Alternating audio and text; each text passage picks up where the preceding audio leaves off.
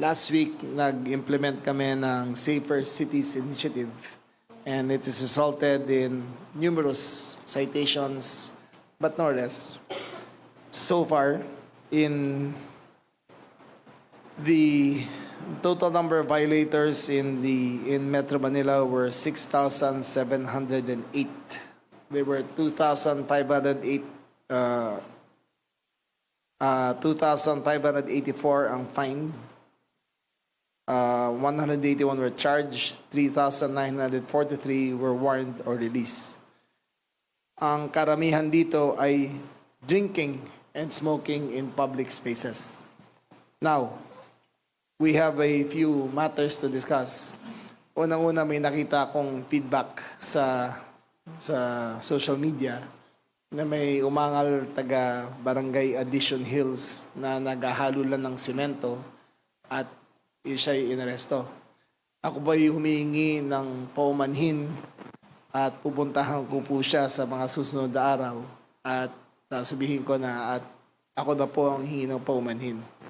It was my fault that I did not give clearer instructions on how to do the Safer Cities Initiative. Nagkulang po ako ron. Ang gusto ko lang po, ang tanging hangarin ko ay patahimikin yung mga kalye. Ngunit, dahil sa kakulangan ng aking paliwanag, ay kahit sino na lang basta walang t-shirt ay siyang dinampot. Mali po yun. Nagkamali po kami ron, and I take full responsibility. I will make amends and I will make sure na mag-usap po kami para maklaro ko po to. Nevertheless, the Safe Cities Initiative has begun and it will progress. It will progress to other forms of making the city safer, which I will announce in the next few weeks as we perfect this.